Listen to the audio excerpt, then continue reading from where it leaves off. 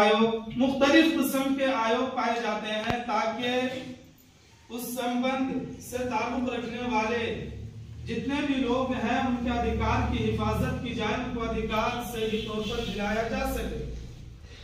इसी चीज के लिए आयोगों का गठन होता है और नेपाल सरकार ने इसकी मान्यता भी दी है। हर धर्म का, हर जात का अपना एक एक आयोग होता है, अपना एक एक कमेटी होता है, अपना एक एक आयोग होता है। उस पर वो अपने अपने कम्युनिटी की, अपने अपने समाज के लोगों की, अपने अपने मजहब के लोगों की, कानून की, तालीम की, हर चीज की रक्षा करता है, हिफाजत करता है। इंसानी हुकूक, मानव अधिकार, इसका मतलब उर्दू में अगर करूं तो इंसानी हुकूक की तहफ़्फ़ुज़। इस सिलसिले में अगर हम और आप कुरान और हदीस की रोशनी में, शरीयत इस्लामिया की रोशनी में अगर गुफ्तगू करें, बात करें, तो दुनिया आज मुझको और आपको मानव अधिकार के बारे में बताता है, इंसानी हुकूक के बारे में बताता है।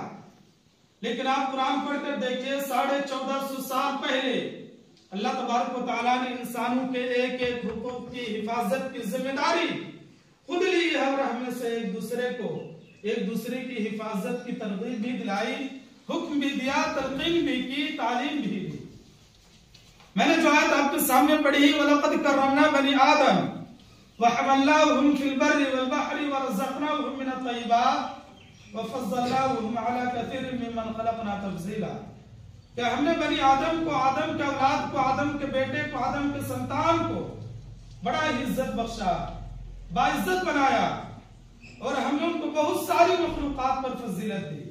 दुनिया के अंदर जितने भी किस्म के मखलूक़ात पाए जाते हैं, दुनिया के अंदर जितने भी किस्म के जानदार चीजें, चाहे वो नबातात हो, जमादात हो, हैवानात हो, उन तमाम पर इंसानों को फजीलत और बरतरी अता की, फौकियत अता की है। साथ ही साथ अल्लाह तबारक व तआला ने दो किस्म के हुकूक इंसानों को सिखाया, एक हुकूकुल्लाह, एक हुकूकुल इबाद। हुकूकुल्लाह जैसे अल्लाह की इबादत करना। अल्लाह ने मुझको आपको पैदा किया, ईश्वर ने पैदा किया, उसका यह हक है कि हम उसकी इबादत करें। नमाज पढ़ते हैं, यह हुकूकुल्लाह में शामिल है। रोजा रखते हैं, हुकूकुल्लाह में शामिल है। हज करते हैं, यह हुकूकुल्लाह में शामिल है। लेकिन ज़कात देते हैं, अपने माल का अक्सर हिस्सा, अपने माल का जो मुतय्यन हिस्सा है, उसमें से जो हम ज़कात निकालते हैं, ये इंसानों का अधिकार है, ये मानव अधिकार इसी को कहा जाता है कि मेरे और आपके माल में, मेरे और आपके प्रॉपर्टी में, मेरे और आपके संपत्ति में, जायदाद में समाज के बिछड़े तबके के लोग, समाज के पसमानदा लोगों का हिस्सा, हक है। लिस्साइल वल महरूम व फी अमवालिहिम हक़्क़ुन मालूम लिस्साइल वल महरूम। उनके माल में, उनकी प्रॉपर्टी में समाज के गरीब, समाज के मुफलिस, समाज के नादार, समाज के यतीम, समाज के बेवा, समाज के लाचार मजबूर का भी एक हक होता है। सदका देते हैं, इसके बारे में अल्लाह के नबी ने कहा, तुख़ज़ु मिन अग़नियाहिम व तुरद्दु अला फ़ुक़राइहिम, कि तुम्हें से मालदारों से लिया जाता है, जो गरीब हैं उनको वापस किया जाता है, उनको लौटाया जाता है। ये इस्लाम इंसानों को अधिकार सिखाता है, हुकूकुल इबाद से ताल्लुक रखता है। इतना ही नहीं, मामलात के बाद में अगर बात करें, अखलाकियात के बाद में बात करें, तो शुरू दिन से इस्लाम का वाज़ेह तसव्वुर मानव अधिकार के लिए, इंसानी हुकूक के लिए बिल्कुल कायम और दायम है और उनका किरदार बिल्कुल नुमायां है। आप अगर मानव अधिकार की बात करें, इंसानी हुकूक की बात करें, एक मुल्क के अंदर रहते हुए इंसान का हक यह है कि उस मुल्क में रहते हुए इंसान अपने मजहब पर आजादाना तौर पर अमल कर सके। चूंकि एक जमहूरी मुल्क है, नेपाल एक जमहूरियत वाला मुल्क है, वतन है, यहाँ पर मुझको अपना अधिकार है कि मैं अपने मजहब पर, अपने धर्म पर खुद चलूं, उसकी तरगीब दिलाऊं। हिंदू भाइयों को अधिकार है कि वो अपने हिंदू धर्म पर फख्र के साथ, नाज के साथ चले और अपने हिंदू धर्म की तबलीग करे, इशाअत करे, उनको बढ़ावा दे। ये अपने वतन के अंदर, अपने मुल्क के अंदर हमें और आपको अधिकार है, हक है। इसी तरह इंसानी हुकूक में दूसरा हक यह है कि मुझको और आपको तालीम का बराबरी हक दिया जाए। समाज का कोई भी तबका, समाज का कोई भी तबका हो, चाहे वो गरीब हो, अमीर हो, मालदार हो, या फिर किसी भी तबके से, हिंदू कौम से ताल्लुक रखता हो, मुस्लिम कौम से ताल्लुक रखता हो, शिक्षा सबका अधिकार है, सबका हक है इंसान का यह हक है कि उनको तालीम का बराबर हक दिया जाए। अगर सरकार, गवर्नमेंट अगर सरकारी स्कूलों पर खर्च करती है, हुकूमत अगर सरकारी स्कूलों पर ध्यान देती है बच्चों को पढ़ाने के लिए, तो सरकार की जिम्मेदारी है, फर्ज है, वाजिब है कि मुल्क के अंदर, नेपाल के अंदर जितने भी मदारिस पाए जाते हैं उन पर भी ध्यान दे और मदारिस के जो अधिकार है, जो हुकूक है, उनको दे, ताकि वहां पढ़ने वाले बच्चे भी तालीम से महरूम न रह सके, तालीम से दूर ना हो, तालीम का हक उनको मिले। इसी तरह तीसरा हक बनता है मेरा और आपका कि न्याय का, इंसाफ का। इसलिए हर मुल्क के अंदर अदालतें कायम की जाती हैं, जजेस होते हैं, जिला के लेवल पे होता है, प्रदेश लेवल पे होता है, इसी तरह केंद्र के लेवल पे होता है जिसको सुप्रीम कोर्ट कहा जाता है, प्रदेश लेवल पे जो होता है उसको हाई कोर्ट कहा जाता है, जिला लेवल पे जो होता है उसको जिले अदालत कहा जाता है, ताकि यहाँ पर मेरे आपके जान, माल, इज्जत और आबरू की हिफाजत की जा सके, मुझे अपने जान के अधिकार मिल सके, मुझे अपने माल का अधिकार मिल सके, मेरे इज्जत और आबरू, मेरे स्टेटस के अधिकार मुझे मिल सके, उसकी हिफाजत हो सके। इसीलिए अदालतें कायम की जाती है, इसीलिए कानून बनाए जाते हैं। इस्लाम ने लिखा इन्ना दिमाकुम व अमवालकुम व अराज़ुकुम हरामुन अलैकुम का हुर्मति यौमिकुम हादा व फी बलदिकुम हादा व फी शहरिकुम हादा। अल्लाह के नबी ने आखिरी हज्जतुल वदा के मौके पर कहा था कि तुम्हारे माल, तुम्हारी इज्जत आबरू, तुम्हारे जान की हिफाजत ये उसी तरह हुर्मत वाला है जिस तरह शहर अल्लाह तबारक व तआला के पास मुकद्दस है, हुर्मत वाला है। ये महीना जिस तरह अल्लाह तबारक व तआला के पास मुकद्दम है। हमें और आपको अपने जान की, अपने माल की, अपनी इज्जत आबरू की हिफाजत करनी है। ये नाहक किसी का कत्ल करना मानव अधिकार के खिलाफ है। अगर हक ना हो हम किसी को कत्ल नहीं कर सकते। जमहूरी मुल्क में है, अगर कोई ऐसा मामला आ जाता है तो उसके लिए कानून है, प्रशासन है, अदालतें कायम की गई हैं, हम वहां तक पहुंचे, कानूनी लड़ाई लड़े, लेकिन किसी का कत्ल नहीं कर सकते हैं। दुश्मनी करते हुए, बुग़्ज़ अदावत की बिना पर किसी की हत्या कर देना, किसी का कत्ल कर देना, इस्लाम इसको पसंद नहीं करता, दुनिया का कोई कानून इसको पसंद नहीं करता। इसलिए अल्लाह ने कहा मन क़तल नफ्सन बिग़ैरि नफ्सिन औ फ़सादिन फ़िल अर्दि फ़कअन्नमा क़तल अन्नास जमीअन। कि पूरी दुनिया के अंदर, संसार के अंदर अगर कोई इंसान किसी एक इंसान का नाहक कत्ल करता, हत्या करता है, तो गोया कि उसने पूरे संसार का हत्या किया है। ये इस्लाम का अपना मानना है। वहीं पर अगर आप उनके नेपाल के कानून की बात करें, यहाँ भी बड़े सख्त कानून है। किसी की हत्या करने पर 20 साल, 15 साल, न जाने उम्र कैद की भी सजाएं दी जाती है। हमें और आपको अपनी जान की हिफाजत करनी है, समाज के दूसरे लोगों की जान की हिफाजत करनी है। अगर कोई ऐसी बात आती है तो हम और आप अदालत पहुंचे, प्रशासन तक पहुंचे, वहां भी हल नहीं होता है तो राष्ट्रीय मानव अधिकार की कमेटी के लोगों तक पहुंचे, वहां के ऑफिस तक पहुंचे और अपने अधिकार को ले। लेकिन किसी का हत्या करने, किसी को ना कत्ल करने की हरगिज़ हम और आप कोशिश ना करें। शरीयत इसको हराम कहता है। हमारे और आपके माल की हिफाजत की जिम्मेदारी, हमारी अपनी प्रॉपर्टी है, संपत्ति है, तो उसकी जिम्मेदारी, उसकी हिफाजत मुझको और आपको करना है। लेकिन हम जिस मुल्क के अंदर रहते हैं, जिस वतन के अंदर रहते हैं, जिस कंट्री के अंदर रहते हैं, वहां की सरकार की भी जिम्मेदारी है तो मेरी जान की रक्षा करे, वो मेरे माल की रक्षा करे।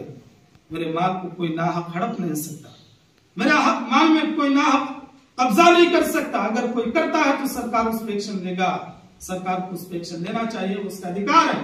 लेकिन हम किसी के माल में नाहक हक तलफी कर सकते हैं और ना तो कब्जा कर सकते हैं, ये भी नाजायज है, हराम है। इसी तरह हमारी अपनी छवि है, इज्जत है, आबरू है, हमें और आपको इसकी हिफाजत करनी है। अल्लाह के नबी ने हदीस के अंदर कहा मन क़तल दूना इज़्ज़िही फहुव शहीद। जो अपनी इज्जत व आबरू के लिए कत्ल कर दिया जाए तो शहीद होता है। अगर मेरे इज्जत व आबरू पर, मेरे छवि पर अगर कोई हमला करता है तो मेरे ऊपर फर्ज है कि मैं वहां पर डट कर खड़े होकर उसका मुकाबला करूं, लड़ने लग जाऊं। अगर वो लड़ाई करने का आमादा है तो लड़ते हुए अगर मैं कत्ल कर दिया जाता हूं, मर जाता हूं, तो मुझे इस्लाम ने शहीद का मकाम दिया है। इंसान अगर अपने माल की हिफाजत के लिए लड़ते हुए शहीद हो जाता, मर जाता, कत्ल हो जाता, तो उसको भी शहीद कहा। इंसान अगर अपनी जान पर, मेरी जान है, मुझे रक्षा करना है, अगर मेरी जान पे कोई नाजायज हमला करता है तो हम उसकी रक्षा के लिए आगे बढ़े। इस सूरत में अगर हम मारे जाए तो इस्लाम मुझको भी शहीद का दर्जा देता है। इंसानी हुकूक मानव अधिकार के बाब में देखें तो आजादी राय यानी इंसान को बोलने की आजादी दी जाए। एक डेमोक्रेसी मुल्क है, कंट्री है, जमहूरी मुल्क है, यहाँ पर मुझको और आपको अपनी आजादी का इख्तियार है। हम और आप बोल सकते हैं, बोलने का अधिकार दिया जाए, आजादी राय उसी को कहा जाता है। इस्लाम भी इस बात का कायल है कि इंसान को आजादी राय इख्तियार है, लेकिन इस्लाम उसके कुछ दायरे, उसके कुछ हुदूद मुकर्रर करता है। उन हुदूद और दायरे में रहकर हम अपनी आजाद ख्याल का इजहार कर सकते हैं। लेकिन जिस वतन, जिस मुल्क के अंदर, जिस देश के अंदर रहते हैं, यहाँ पर मुझे अपनी आजादी का इख्तियार है, बोलने का अधिकार है। मेरे बोलने पे कोई पाबंदी नहीं लगा सकता, मेरे बोलने पे कोई ताला नहीं लगा सकता, चाहे वक्त का सरकार हो या वक्त के राष्ट्रीय मानव अधिकार की कमेटी के लोग ही क्यों ना हो।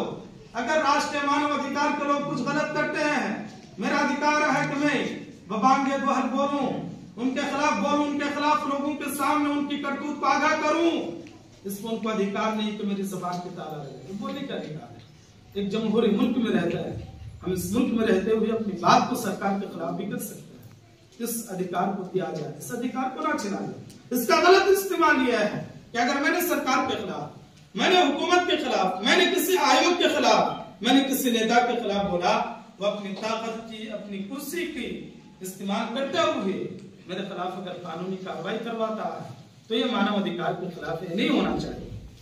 इस पे सारे लोगों को ध्यान देना चाहिए।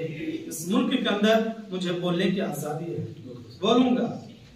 इसी तरह मानव अधिकार में और एक बड़ा हक है कि इंसान जिस मुल्क में रहता है, उस मुल्क के अंदर उस इंसान को सम्मान के साथ, उस इंसान को बिल्कुल रिस्पेक्ट के साथ उस वतन के अंदर, उस मुल्क के अंदर रहने दिया जाए।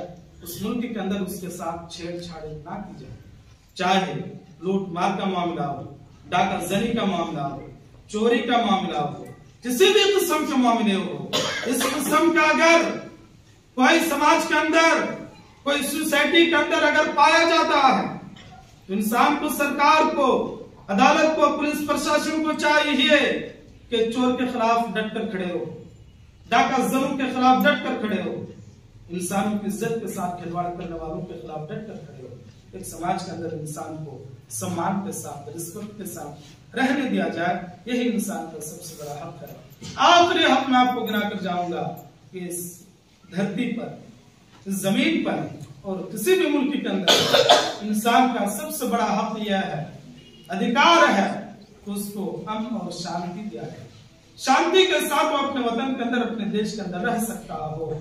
किसी भी किस्म का डर, किसी भी किस्म का खौफ, किसी भी किस्म की परेशानी, किसी भी किस्म की मुसीबतों का अंदेशा उस इंसान के सर पे ना हो। मैं इन बातों पर अपनी बात को खत्म करते हुए फिर मैं एक मरतबा राष्ट्रीय मानव अधिकार आयोग के तमाम मेहमानों का पुरतबा इस्तकबाल करता हूँ, वेलकम करता हूँ, खुशामदीद कहता हूँ। और इस उम्मीद के साथ मैं अपनी बात को खत्म करता हूँ कि जिस मकसद के लिए, जिस हदफ और टारगेट को लेकर आयोग का गठन किया गया है, यकीनन इस आयोग से मुल्क नेपाल के अवाम को, मुल्क नेपाल के जनता को फायदा पहुंचेगा, लाभ पहुंचेगा। इसी उम्मीद के साथ मैं अपनी बात को खत्म करता हूँ। अल्लाह ताला से दुआ कि अल्लाह तबारक व तआला हम तमाम को अपने वतन के अंदर, अपने मुल्क के अंदर इज्जत के साथ, अमन के साथ और शांति के साथ पुरसुकून जिंदगी गुजारने की तौफीक अता फरमाए। शुक्रिया।